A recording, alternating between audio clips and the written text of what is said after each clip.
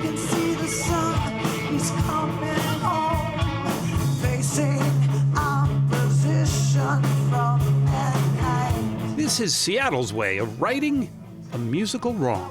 It's a tribute concert put on to remember an almost rock star whose voice was silenced years ago, but whose music is as alive as ever. Her voice was super powerful. She could sing on top of a super loud guitar-based rock band, which is not an easy feat.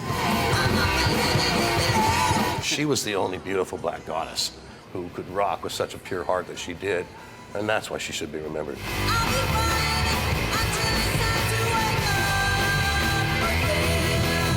You probably haven't heard of the late Tina Bell.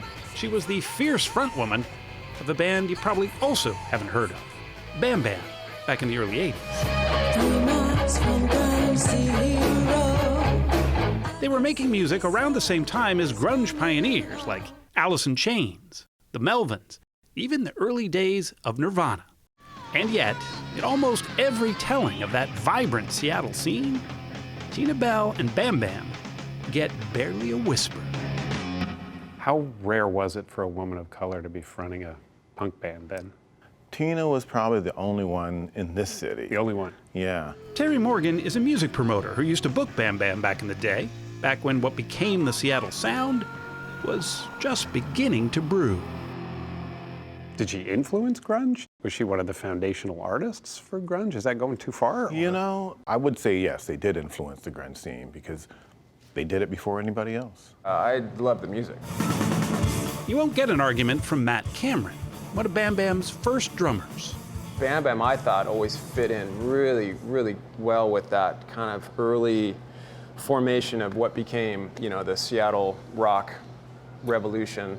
If anyone should know that, it's Cameron, who went on to become a Grammy Award-winning drummer with Soundgarden and Pearl Jam.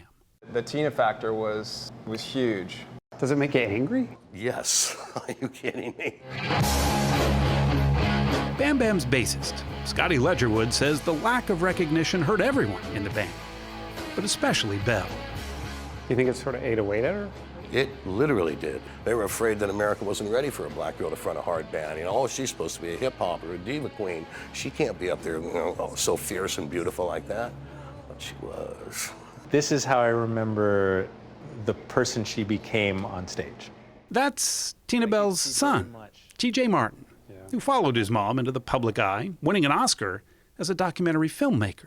It's kind of incredible to think that a black woman leading a punk band is still an anomaly at this day and age.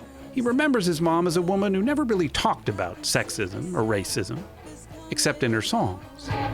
Faced with opposition from mankind. Tina Bell eventually walked away from her band and her music. She died unexpectedly in 2012. And by then, she'd been forgotten by almost everyone. She retracted from the world, became kind of a recluse, very much stuck to herself. Now there is people taking a second look, right? It's people taking a second look, but history's already kind of been written, right? And history gets written by the victors. This is the soundtrack to my life. And yet, just this past summer, fans lined up at the Central Saloon, the same Seattle bar Tina Bell used to play all those years ago. Oh yeah, I was a disciple. Om Jahari first saw Tina Bell as a teenager. She went on to lead bands herself, in part because of the fierce impression that Tina Bell had left behind. Her performance on stage was just that much more powerful because she definitely commanded a room of predominantly white spectators. I just don't believe what you say. Filling in for Bell at that tribute concert, she says, felt like it validated Bam Bam's place in history. What do I stand?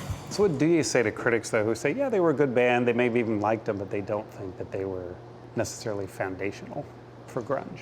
I would say balderdash, poppycock. Do I think she had a hand in forming that sound? Absolutely. She may not have gotten a record deal back in the 80s, but she's got one now. An album of Bam Bam's remastered music is expected to drop later this fall. Social media is all abuzz about it.